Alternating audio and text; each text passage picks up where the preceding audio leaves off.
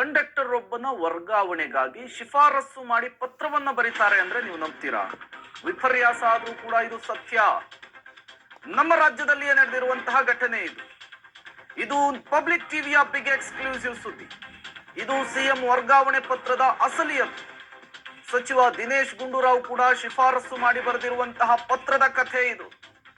ಯಾರ ವರ್ಗಾವಣೆಗೆ ಹಾಗಾದ್ರೆ ಸಿಎಂ ಪ್ರಭಾವವನ್ನ ಬೀರಿದ್ರು ಗೊತ್ತಾ? ಸಿಎಂ ವರ್ಗಾವಣೆ ಪತ್ರ ಬರೆಯುವಷ್ಟು ಯಾರು ಅಪ್ರಭಾವಶಾಲಿ? ಇದು ಪಬ್ಲಿಕ್ ಟಿವಿಯ ಬಿಗ್ ಎಕ್ಸ್ಕ್ಲೂಸಿವ್. ಬಸ್ ಕಂಡಕ್ಟರ್ ವರ್ಗಾವಣೆಗೆ ಶಿಫಾರಸು ಮಾಡಿದ್ರ ಸಿಎಂ ಸಿದ್ದರಾಮಯ್ಯನವರು. ಕೆಎಸ್ಆರ್ಟಿಸಿ ಕಂಡಕ್ಟರ್ ಕಮ್ ಡ್ರೈವರ್ ವರ್ಗಾವಣೆಗೆ ಶಿಫಾರಸು ಮಾಡಿ ಪತ್ರ. ಕೆಎಸ್ಆರ್ಟಿಸಿ ಎಂಡಿಗೆ ಪತ್ರವನ್ನ ಬರೆದಿದ್ರಂತೆ ಸಿದ್ದರಾಮಯ್ಯನವರು. ಬೆಂಗಳೂರಿನಿಂದ ಮಂಗಳೂರಿಗೆ ಕಂಡಕ್ಟರ್ ಜಯದೇವ್ ವರ್ಗಾವಣೆ. ಕಳೆದ ಸೆಪ್ಟೆಂಬರ್ ನಂದು ಸಿಎಂ ಮತ್ತು ದಿನೇಶ್ ಗುಂಡೂರಾವ್ ಅವರು ಶಿಫಾರಸು ಮಾಡಿ ಪತ್ರ ಬರೆದಿದ್ದಾರೆ. ಬಸ್ ಕಂಡಕ್ಟರ್ ವರ್ಗಾವಣೆಯ ವಿಚಾರದಲ್ಲಿ ನಿಜಕ್ಕೂ ಕೂಡ ಸಿಎಂ ಸಚಿವರು ಶಿಫಾರಸು ಮಾಡಿದ್ಯಾಕೆ? ಅದು ಈಗಿರುವಂತಹ ಪ್ರಶ್ನೆ. ಜೊತೆಗೆ ಜಯದೇವ್ ಅವರು ಏನಿದ್ದಾರೆ ಕಂಡಕ್ಟರ್ ವರ್ಗಾವಣೆ ಆಗಿರುವಂತಹ ವ್ಯಕ್ತಿ, ಅವರು ಮನವಿಯನ್ನೇ ಮಾಡ್ಕೊಂಡಿಲ್ವಂತೆ, ಅವರು ಇನ್ಫ್ಲೂಯೆನ್ಸೇ ಮಾಡಿಲ್ವಂತೆ. ಹಂಗಿದ್ರೂ ಕೂಡ ಶಿಫಾರಸು ಪತ್ರ ಹೋಗಿದ್ಯಾಕೆ ಅನ್ನೋದು ಈಗಿರುವಂತಹ ಪ್ರಶ್ನೆ. ಅದು ಈಗಿರುವಂತಹ ಪ್ರಶ್ನೆ. ಫೋನ್ ಕಾಲ್ ಮೂಲಕ ಬಗೆಹರಿಬೇಕಾದಂತಹ ಕೆಲಸಕ್ಕೆ ಪತ್ರವನ್ನ ಬರೆದಿದ್ದಾರೆ ಅಂದ್ರೆ ಇದರ ಹಿಂದಿನ ಅಸಲಿಯತ್ತೇನು, ಉದ್ದೇಶ ಏನು? ಮುಖ್ಯಮಂತ್ರಿಗಳು ಮತ್ತು ಸಚಿವರ ಗಮನಕ್ಕೂ ಬಂದೇನೆ ಈ ಕೆಲಸ ಆಗಿದೆಯಾ, ಅಥವಾ ಅವ್ರಿಗೆ ಗೊತ್ತಿಲ್ಲದೇನೆ ಈ ಪತ್ರ ಬಂದಿದೆಯಾ? ಅದು ಈಗಿರುವಂತಹ ಪ್ರಶ್ನೆ. ಇದೇ ಶಿಫಾರಸು ಪತ್ರವನ್ನ ಆಧರಿಸಿ ಈಗಾಗಲೇ ವರ್ಗಾವಣೆಯನ್ನು ಕೂಡ ಮಾಡಿ ಆಗಿದೆ. ವರ್ಗಾವಣೆಗೆ ಕಂಡಕ್ಟರ್ ಜಯದೇವ್ ಮನವಿಯನ್ನೇ ಮಾಡಿರ್ಲಿಲ್ವಾ ಅನ್ನುವಂತಹ ವಿಚಾರ ಗೊತ್ತಾಗ್ತಾ ಇದೆ. ಜಯದೇವ್ಗೆ ಬೆಂಗಳೂರಿನಲ್ಲಿ ಉದ್ಯೋಗವನ್ನ ಮುಂದುವರಿಸುವಂತಹ ಆಸೆ ಇದೆ. ವರ್ಗಾವಣೆಯ ಬಗ್ಗೆ ಅಧಿಕಾರಿಗಳಿಗೆ ಕೇಳಿದಾಗ ಸಿಎಂఏ ಪತ್ರ ಬರೆದಿದ್ದಾರಪ್ಪ ಅಂತ ಹೇಳಿದ್ರಂತೆ. ಸಿಎಂ ಶಿಫಾರಸು ಪತ್ರಕ್ಕೆ ಶಾಕ್ ಆಗಿದ್ದಾರೆ ಕಂಡಕ್ಟರ್ ಜಯದೇವ್. ನಾನು ಮನವಿಯನ್ನೇ ಮಾಡ್ದೇನೆ, ಸಿಎಂ ಸಚಿವರು ಹೇಗ್ ಶಿಫಾರಸು ಮಾಡ್ತಾರೆ, ಯಾಕೆ ಪತ್ರ ಬರೀತಾರೆ? ಇದು ಈಗಿರುವಂತಹ ಪ್ರಶ್ನೆ. ಸ್ವತಃ ಕಂಡಕ್ಟರ್ ಜಯದೇವೇ ಶಾಕಿಗೊಳಗಾಗಿದ್ದಾರೆ. ಸಂಸ್ಥೆಯ ಭ್ರಷ್ಟಾಚಾರವನ್ನ ಬಯಲು ಮಾಡಿದ್ದಕ್ಕೆ ಸಿಎಂ ಶಿಫಾರಸ್ಸಿನ ಪತ್ರವನ್ನ ಸೃಷ್ಟಿ ಮಾಡಲಾಯಿತು. ಜಯದೇವ್ಗೆ ಬೆದರಿಕೆ ಹಾಕಿದ್ರಂತೆ ಕೆಎಸ್ಆರ್ಟಿಸಿಯ ಸಿಬ್ಬಂದಿ. ಸಿಎಂ ಶಿಫಾರಸ್ಸಿನ ಪತ್ರ ರಿವೀಲ್ ಆದ್ರೆ ಸಂಸ್ಥೆಯಲ್ಲಿ ಕೆಲಸ ಮಾಡೋದಕ್ಕೆ ಬಿಡಲ್ಲ ಅಂತ ಹೇಳಿದ್ರಂತೆ ಹಿಂದೆ. ಸಿಎಂ ಶಿಫಾರಸ್ಸಿನ ಪತ್ರದ ಬಗ್ಗೆ ಕಂಡಕ್ಟರ್ ಜಯದೇವ್ ಅನುಮಾನವನ್ನ ವ್ಯಕ್ತಪಡಿಸ್ತಿದ್ದಾರೆ. ಈ ವರ್ಗಾವಣೆ ಪತ್ರದ ಬಗ್ಗೆ ಪೊಲೀಸ್ ಠಾಣೆಗೂ ಕೂಡ ದೂರನ್ನ ಕೊಟ್ಟಿದ್ದಾರೆ. ಬಸ್ಸಿನ ಕಂಡಕ್ಟರ್ ಒಬ್ಬರ ವರ್ಗಾವಣೆಯ ಬಗ್ಗೆ ಖುದ್ದು ಸಿಎಂ ಅವರು ಒಂದು ಶಿಫಾರಸು ಪತ್ರವನ್ನ ಬರೀತಾರೆ. ಆ ಶಿಫಾರಸು ಪತ್ರ ನನ್ನ ಜೊತೆ ಇದೆ.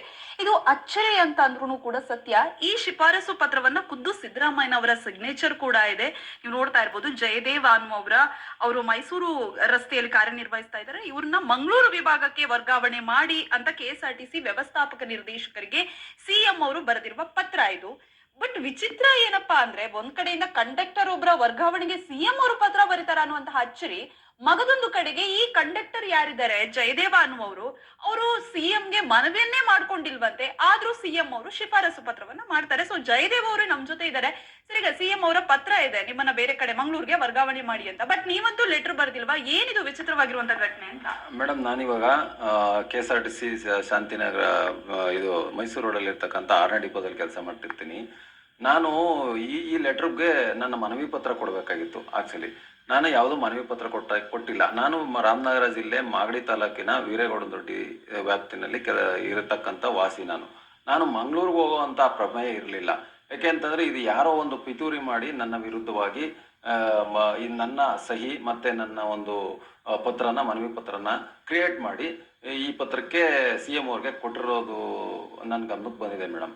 ಅದಾದಮೇಲೆ ಅದನ್ನ ರೆಫರ್ ಮಾಡಿರೋದು ಯಾರು ಅಂತಂದರೆ ದಿನೇಶ್ ಗುಂಡೂರಾವ್ ಸಾಹೇಬರು ಈ ಪತ್ರನ ರೆಫರ್ ಮಾಡಿದ್ದಾರೆ ಮೇಡಮ್. ಈ ಪತ್ರ ನಿಮ್ಗೆ ಹೇಗೆ ಸಿಕ್ತು ಮತ್ತೆ?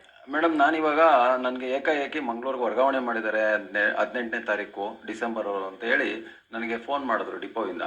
ನಾನು ಇದೇನು ಅಚ್ಚರಿ, ನಾನು ಯಾವುದೋ ರಿಕ್ವೆಸ್ಟ್ ಕೊಟ್ಟಿಲ್ವಲ್ಲ, ಹೇಗೆ ವರ್ಗಾವಣೆ ಆಯಿತು ಅಂತೇಳಿ ನಾನು ನಮ್ಮ ಮಾನ್ಯ ವ್ಯವಸ್ಥಾಪಕ ನಿರ್ದೇಶಕರು ಆಮೇಲೆ ಸಿಬ್ಬಂದಿ ವ್ಯವಸ್ಥಾಪಕರು ಅವ್ರಿಗೆಲ್ಲ ಹೋಗಿ ನಾನು ಕೇಳಿದಾಗ, ಇಲ್ಲಪ್ಪ ಸಿಎಂ ಇಂದ ಲೆಟರ್ ಬಂದಿದೆ, ಹಂಗಾಗಿ ವರ್ಗಾವಣೆ ಮಾಡಿದ್ವಿ ಅಂತ ಹೇಳ್ತಾರೆ.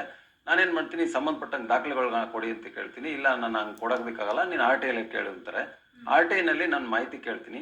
RTI ನಲ್ಲಿ ಕೊಟ್ಟಿರ್ತಕ್ಕಂಥ ದಾಖಲೆ ಮೇಡಮ್ ಇದು. So, ಈಗ ಸಿಎಂ ಪತ್ರ ಎಲ್ಲ ಅವ್ರ ಅಧಿಕಾರಿಗಳಿಗೆ ಕಿತ್ಕೊಂಡ್ ಬಿಟ್ಟಿದಾರ ಏನು? ಈಗ ಅದಾದ್ಮೇಲೆ ಇದೆಲ್ಲ ಪ್ರಚಾರ ಆದ್ಮೇಲೆ ನಾನು ಅವ್ರನ್ನೇ ಕರೆಸ್ತಾರೆ ನನ್ನನ್ನ, ವಾಪಸ್ ಬಾ ಇಲ್ಲಿ ಆ ಪತ್ರಗಳನ್ನೆಲ್ಲ ನೋಡ್ಬೇಕು ಅಂತೇಳಿ ನಾನು ವಾಪಸ್ ತಗೊಂಡೋಗಿ ಕೊಡ್ತೀನಿ. ಆಗ ಆ ಪತ್ರಗಳನ್ನ ನೋಡೋ ಲೆಪ್ಪದಲ್ಲಿ ವಾಪಸ್ ಕಿತ್ಕೊಂತಾರೆ. ಇಸ್ಕೊಂಡು ನಿನಗೆ ಏನಾಗಿದೆಯೋ ಇವಾಗ ಅಲ್ಲಿ ಇದೆಲ್ಲ ಏನು ಘಟನೆ ನಡೆದಿತ್ತೀಯೋ 1 ತಿಂಗಳಿಂದ ಅದನ್ನೆಲ್ಲ ಸರಿಪಡಿಸಿ ಸಂಬಂಧಪಟ್ಟಂಗೆ ಎಲ್ಲ ಸರಿಪಡಿಸ್ಕೊಡ್ತೀನಿ, ಇದನ್ನೆಲ್ಲೂ ಪ್ರಚಾರ ಮಾಡಬೇಡ, ಎಲ್ಲೂ ಹೇಳಕ್ ಹೋಗ್ಬೇಡ ಅಂತೇಳಿ.